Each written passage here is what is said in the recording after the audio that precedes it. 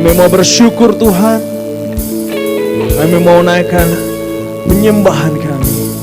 Biar itu semua dari dalam hati kami ya Bapa. Oh Tuhan.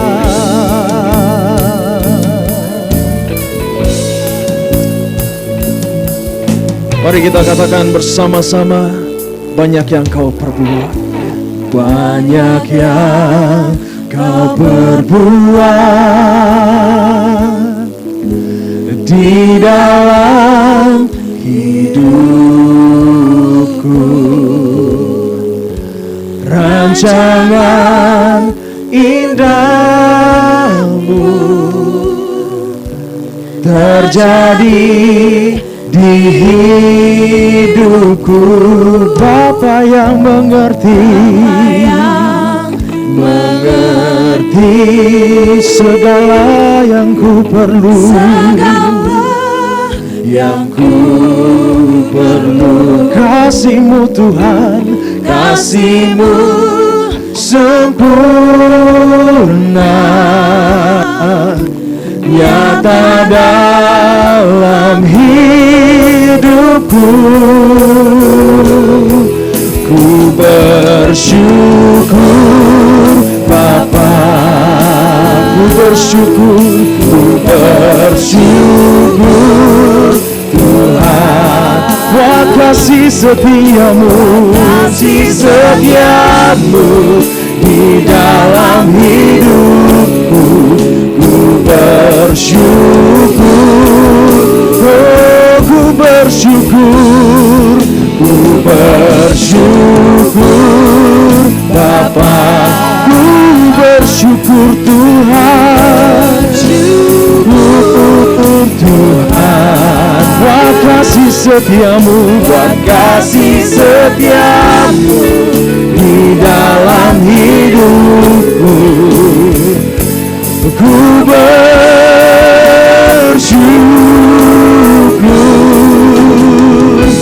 Tuhan. Oh, banyak yang kau perbuat dalam hidup kami Tuhan. Mari bersama katakan, banyak yang kau perbuat di dalam hidupku, di dalam hidupku. Rancangan-Mu Tuhan, indahmu terjadi di hidupku. Oh Bapa yang mengerti segala yang ku perlu. Kasih-Mu sempurna, nyata dalam hidupku. Katakan, ku bersyukur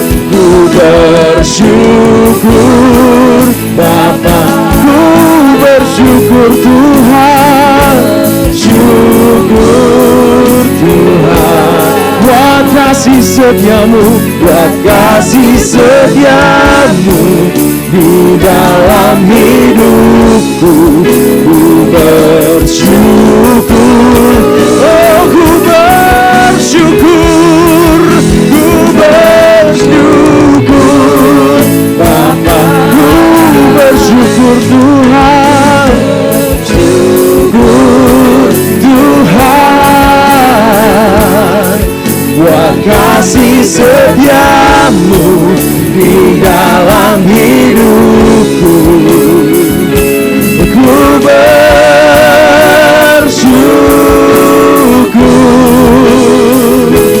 Tuhan. Oh kami bersyukur,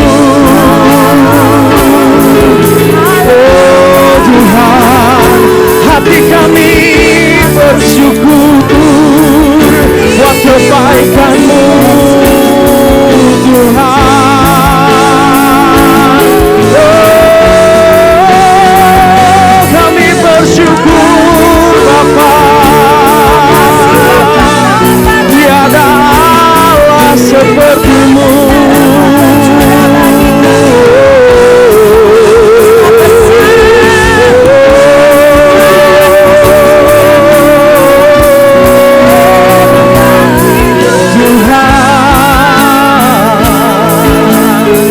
Mari bersama katakan, tak ada lembah kelam, tak ada lembah kelam yang tak ku lewati tanpa hadir-Mu. Hatiku takkan gentar Tuhan, hatiku takkan gentar, sebab ku tahu tangan-Mu yang menopangku. Tak ada lembah kelam, tak ada lembah kelam yang tak ku lewati tanpa hadir-Mu. Hatiku takkan gentar, hatiku takkan gentar, sebab ku tahu tangan-Mu yang menopangku. Katakan, Kaulah Yesus, Kaulah Yesus, Kaulah Tuhan, hanya Kau ku percaya. Kaulah Yesus, Kaulah Yesus, Kaulah Tuhan, harapan hidupku. Katakan, ku bersyukur, ku bersyukur Bapa. Mari angkat tanganmu saudara, katakan, ku bersyukur. Oh, kami bersyukur buat kasih setia-Mu di dalam hidupku. Ku bersyukur. Oh, kami bersyukur Tuhan, ku bersyukur. Kami bersyukur ya Bapa, ku bersyukur Tuhan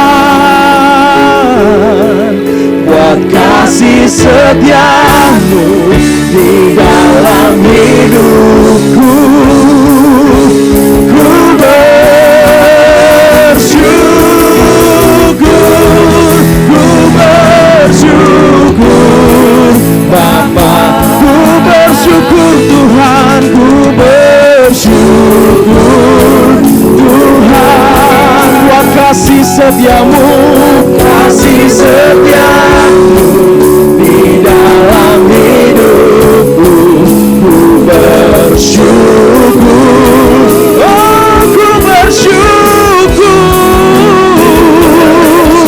Oh kami bersyukur ya Tuhan, syukur Tuhan buat kasih setia-Mu di dalam hidupku.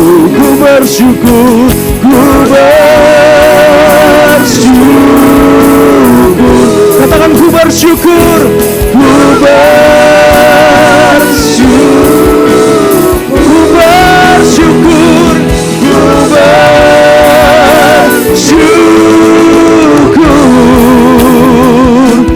Tuhan. Oh Tuhan, tiada kata lain yang kami dapat berkatakan Tuhan, kami bersyukur.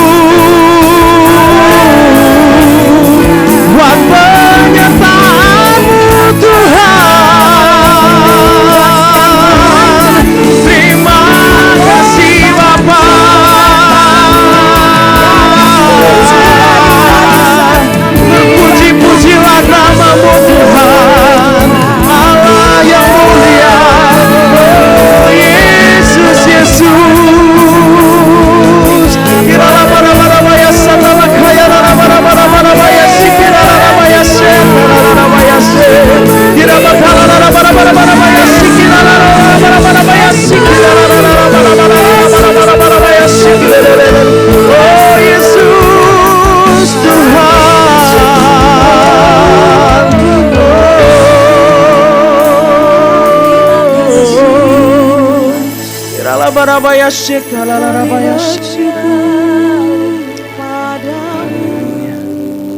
Ku tahu rencanamu indah bagiku, ku tahu kehendakmu baik bagiku, ku tahu rancanganmu sempurna bagiku, ku tahu jalan-jalanmu yang terbaik bagiku.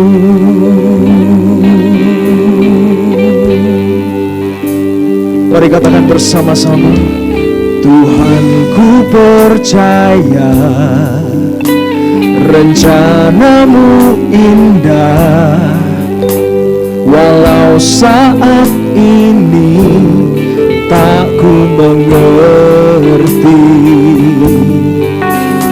Engkau telah berfirman kan beri masa depan, damai sejahtera penuh harapan.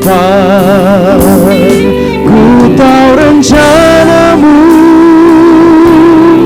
indah bagiku, ku tahu kehendakmu baik bagiku, ku tahu rancanganmu indah bagiku, ku tahu jalan-jalanmu yang terbaik bagiku, ku tahu rencanamu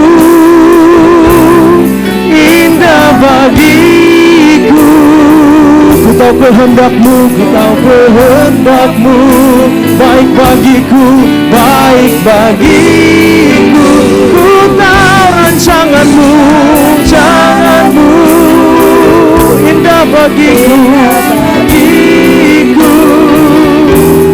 ku tahu jalan-jalanmu yang terbaik bagiku, ku tahu rencanamu indah bagiku, ku tahu kehendakmu baik bagiku, ku tahu rancanganmu sempurna bagiku, ku tahu jalan-jalanmu yang terbaik bagiku. Mari katakan bersama-sama, Tuhan ku percaya, Tuhan ku percaya rencanamu indah, rencanamu indah, walau saat ini tak ku mengerti, tak ku mengerti. Oh, Engkau telah berfirman kan beri masa depan, beri masa depan, damai sejahtera, sejahtera penuh harapan. Katakan, ku tahu rencanamu, ku tahu rencanamu indah bagiku,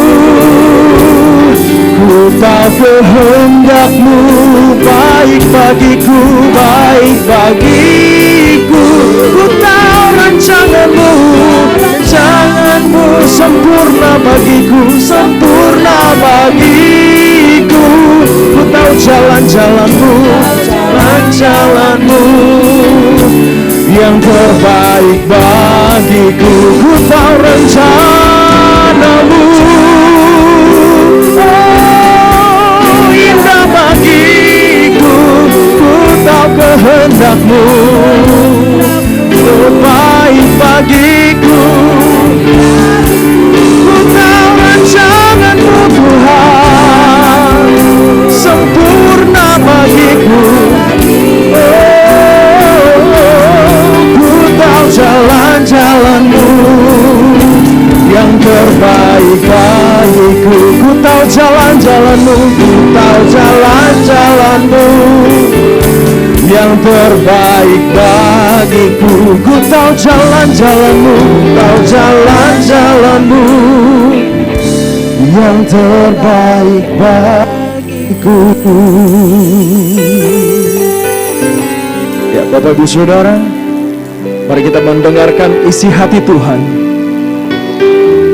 melalui pesan dari hambanya, dari Gembala Pembina kita, Bapak Pendeta Insinyur Niko Nyoto Raharjo. Tuhan Yesus memberkati.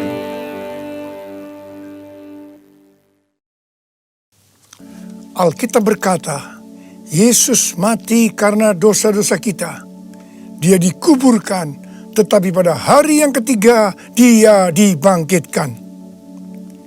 Sekarang kita merayakan Paskah, yang artinya kita merayakan kebangkitan Tuhan Yesus, yang artinya kita merayakan kemenangan Tuhan Yesus atas maut. Tuhan Yesus adalah pemenang. 1 Yohanes 2 ayat 6 berkata, barang siapa mengatakan bahwa ia ada di dalam Dia, ia wajib hidup sama seperti Kristus telah hidup. Tuhan menghendaki agar kita menjadi pemenang. Menang terhadap dosa, menang terhadap iblis, menang terhadap daya tarik dunia, menang terhadap sifat kedagingan kita, supaya kita masuk surga. Karena Tuhan Yesus bangkit, maka kuasa kebangkitannya akan memampukan kita menjadi pemenang. Di dalam Wahyu pasal 2 dan pasal 3, Tuhan Yesus memberikan pesan kepada 7 sidang jemaat. 7 sidang jemaat ini menggambarkan gereja sepanjang masa, termasuk gereja pada zaman now. Jadi ini merupakan pesan Tuhan Yesus kepada kita semua. Pesan Tuhan Yesus itu selalu diakhiri dengan perkataan, barang siapa bertelinga, hendaklah mendengarkan apa yang dikatakan oleh Roh kepada jemaat-jemaat. Dan barang siapa menang, Tuhan Yesus akan memberikan upah. Upahnya adalah masuk surga. Jadi hanya para pemenang yang masuk surga. Jadi kunci untuk menjadi pemenang adalah mendengarkan dan menuruti firman Tuhan. Hari-hari ini kita berperang melawan COVID-19. Pemerintah mengingatkan agar kita bersatu melawan COVID-19. Yang harus kita mengerti bahwa serangan COVID-19 yang dalam kurun waktu sekitar 4 bulan ini hampir ke seluruh dunia, itu merupakan serangan iblis. Seperti yang Tuhan Yesus katakan, bahwa pencuri, yaitu iblis, hanya datang untuk mencuri dan membunuh dan membinasakan. Karena itu ciri serangan dari COVID-19 ini adalah menimbulkan ketakutan, kekhawatiran, dan kepanikan yang luar biasa. Ternyata sekarang banyak yang ketakutan kepada hal-hal lain yang tidak jelas ketimbang ketakutan kepada COVID-19 itu sendiri.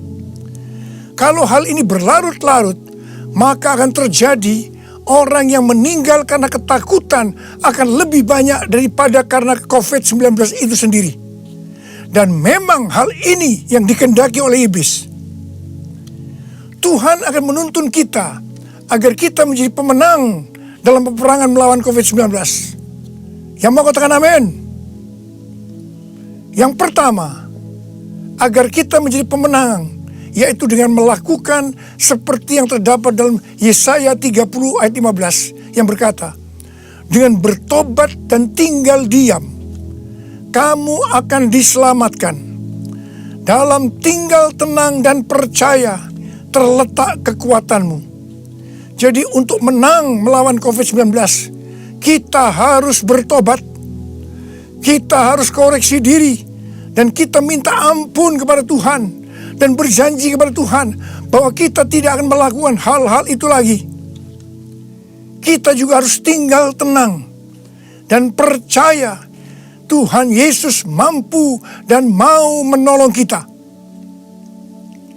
Hal yang kedua, agar kita menjadi pemenang, yaitu kita harus melakukan sesuai dengan apa yang tertulis dalam 2 Tawarikh 7 ayat 13 dan 14 yang berkata, bahwa kalau kita melihat Tuhan menutup langit sehingga tidak ada hujan, dan Tuhan menyuruh belalang memakan habis hasil bumi, di mana ini berarti krisis ekonomi.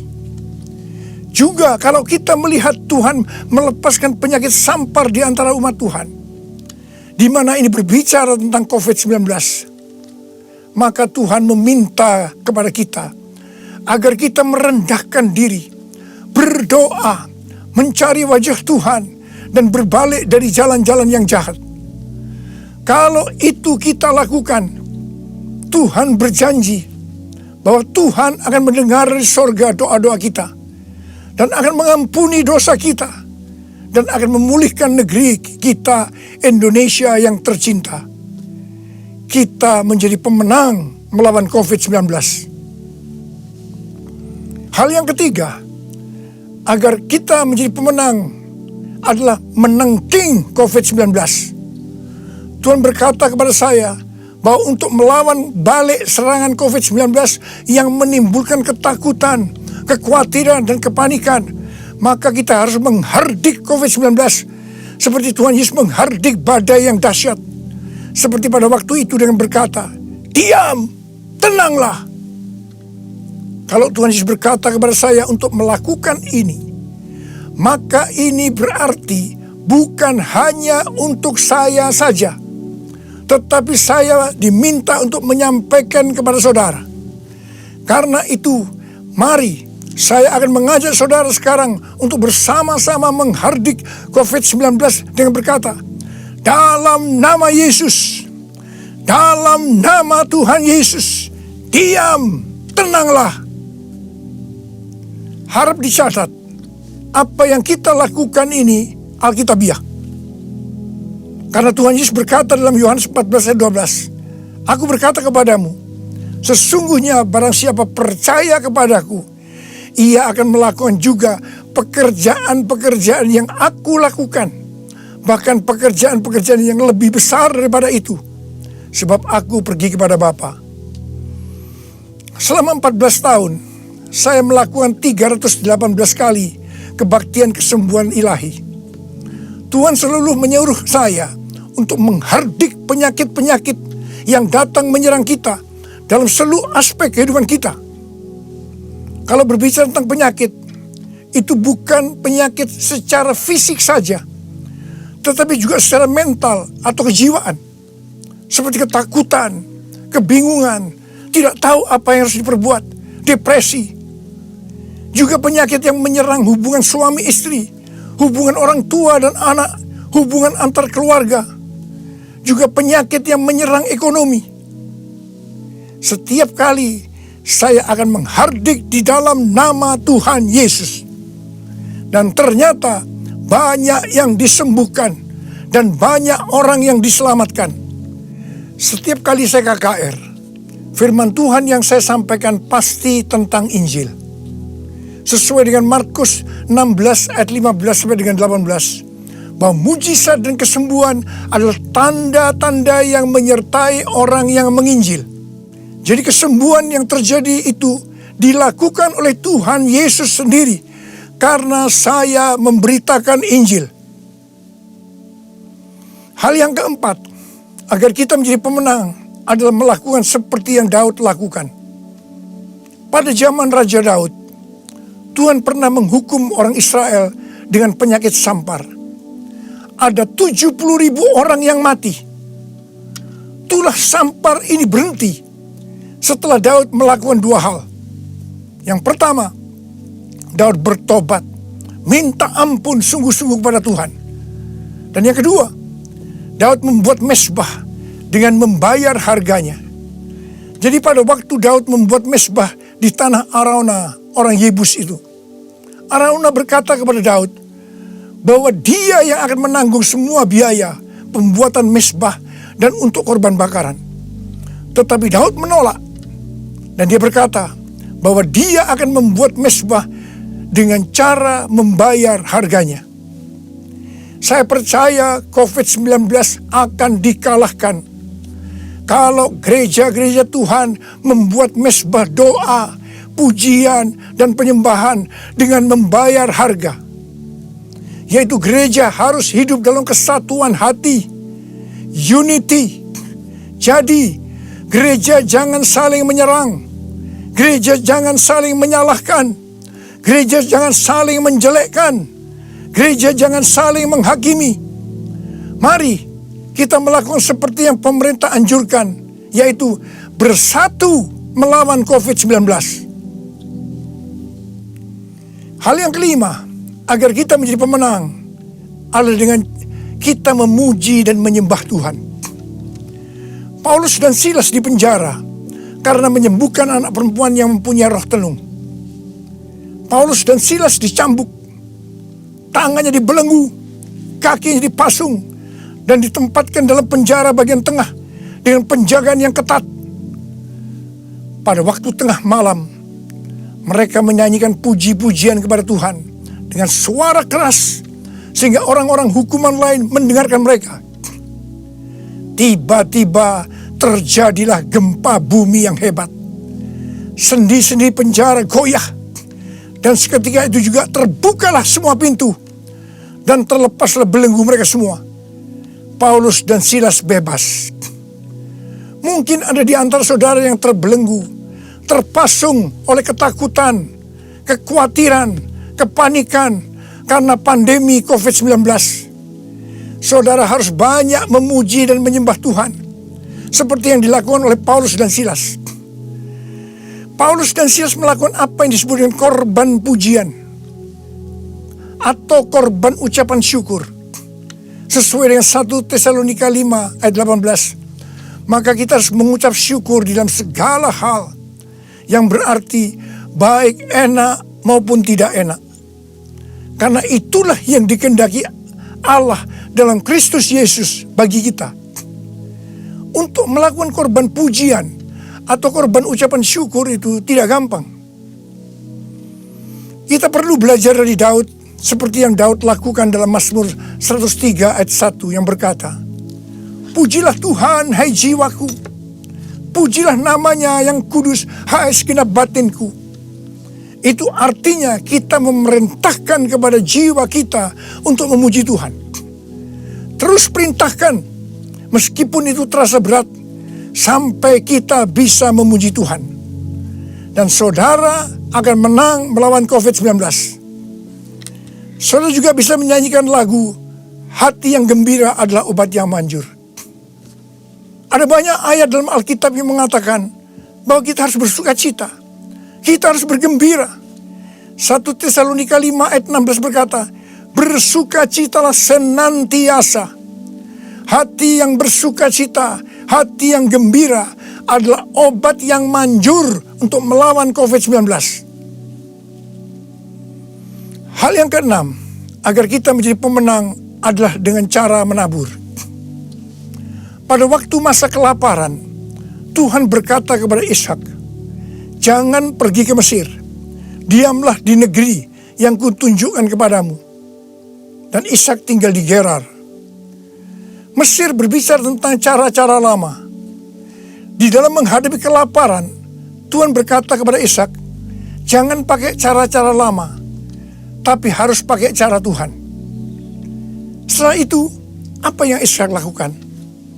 Pada tahun itu juga, yang berarti pada masa kelaparan, Ishak menabur. Saya percaya ini suatu tindakan yang tidak gampang untuk dilakukan, karena benih yang ditabur adalah persediaan untuk mereka makan. Tetapi Ishak pakai itu sebagai benih untuk ditabur. Karena Ishak melakukan apa yang Tuhan kehendaki, maka dikatakan Tuhan memberkati Ishak. Sehingga pada tahun itu juga Ishak mendapatkan hasil 100 kali lipat. Ishak menjadi kaya, bahkan kian lama kian kaya, sehingga ia menjadi sangat kaya. Hari-hari ini kita berada dalam krisis ekonomi sebagai dampak dari pandemi COVID-19. Justru pada waktu krisis ekonomi ini, kita perlu bersama-sama bersatu, menabur untuk menjadi berkat bagi sesama, seperti mengadakan bakti sosial, menyediakan APD bagi tenaga medis, dan lain-lain. Saya percaya ini yang dikehendaki oleh Tuhan. Dan saya percaya seperti Tuhan memberkati Ishak, saudara juga akan diberkati dalam krisis ekonomi ini. Berarti saudara menang atas dampak yang diakibatkan oleh COVID-19, yaitu krisis ekonomi. Hal yang ketujuh, agar kita menjadi pemenang adalah melakukan seperti yang terdapat dalam Yesaya 26 ayat 20 yang berkata, "Mari bangsaku, masuklah ke dalam kamarmu, tutuplah pintumu sesudah engkau masuk. Bersembunyilah barang sesaat lamanya sampai amarah itu berlalu." Jadi, di rumah saja itu bukan merupakan kekalahan terhadap COVID-19, tetapi justru ini merupakan kunci kemenangan. Amsal 22 ayat 3 berkata, "Kalau orang bijak melihat malapetaka, bersembunyilah ia. Tetapi orang yang tidak berpengalaman berjalan terus, lalu kena celaka." Biarlah kita menjadi orang yang bijaksana. Kita akan di rumah saja sampai pandemi COVID-19 ini berlalu. Hal yang kedelapan, agar kita menjadi pemenang, yaitu dengan cara kita berdoa agar nubuatan para nabi untuk COVID-19 ini digenapi. Seperti yang ditulis dalam charismanews.com, yaitu pada bulan September 2019, Chuck Pierce bernubuat bahwa bangsa-bangsa akan mengalami kekacauan sampai Paskah 8 sampai 16 April. Tolong perhatikan tanggalnya. Tanggal 26 Januari 2020, Chuck Pierce kembali bernubuat bahwa ada suatu wabah yang besar datang menyerbu, di mana ini untuk menguji kita sampai Paskah. Banyak nabi yang menafsirkan bahwa COVID-19 ini akan selesai pada waktu Paskah atau trennya menurun mulai Paskah. Mungkin tidak semua orang akan percaya terhadap nubuatan ini, tetapi kita tidak boleh menghakimi nubuatan disampaikan oleh nabi itu, sebab itu urusannya dengan Tuhan sendiri. Yang paling penting yang harus kita lakukan adalah berdoa agar nubuatan itu digenapi. Karena saya percaya hampir semua kita menghendaki agar badai pandemi COVID-19 ini berakhir. Saya memperoleh data dari berbagai sumber media yang dipercaya mengenai kasus-kasus infeksi baru harian dari COVID-19 mulai dari tanggal 6 sampai 12 April 2020. Yang pertama, negara Spanyol, Jerman, Swedia, Iran, Vietnam, New Zealand, Australia, trennya menurun. Haleluya!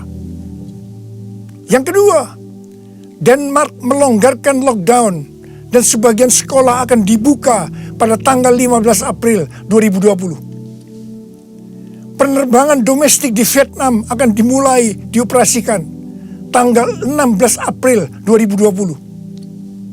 Yang ketiga, yang paling menarik dikatakan Wuhan, long time no see, yang artinya lockdown di Wuhan dicabut pada tanggal 8 April 2020. Ini berarti pandemi COVID-19 di Wuhan sudah selesai. Dengan melihat data ini, kita pasti akan bisa mengatakan bahwa nubuatan dari Chuck Pierce digenapi. Amin. Hal yang kesembilan, agar kita menjadi pemenang, adalah perkatakan Mazmur 91. Seperti yang Rasul Paulus katakan, karena aku percaya, maka aku berkata-kata. Karena itu kita yang percaya janji Tuhan dalam Mazmur 91, kita akan perkatakan setiap hari. Janji Tuhan dalam Mazmur 91 ditujukan kepada orang-orang yang hatinya melekat kepada Tuhan. Terhadap orang yang hatinya melekat kepada Tuhan, Tuhan berkata, engkau jangan takut terhadap kedahsyatan malam. terhadap panah yang terbang di waktu siang, terhadap penyakit yang sampar yang berjalan di dalam gelap, terhadap penyakit menular yang mengamuk di waktu petang. Walau 1.000 orang lebah di sisimu dan 10.000 di sebelah kananmu, tetapi itu tidak akan menimpamu. Saudara, saya mau berdoa buat saudara. Bangkit, jadilah pemenang. Mari angkat tangan saudara. Saya mau berdoa buat saudara.